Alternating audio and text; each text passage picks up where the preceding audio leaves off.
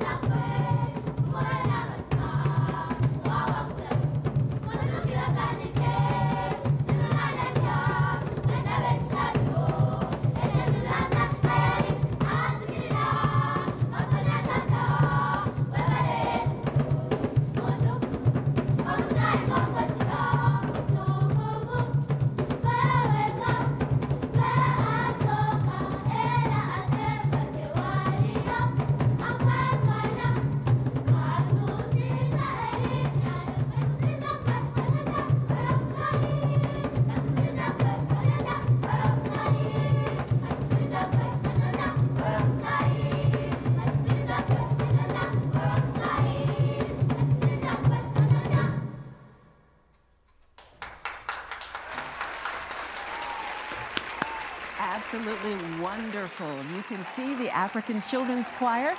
They have a free concert at 7 o'clock tonight at Calvary's Love Ministries in Hopewell.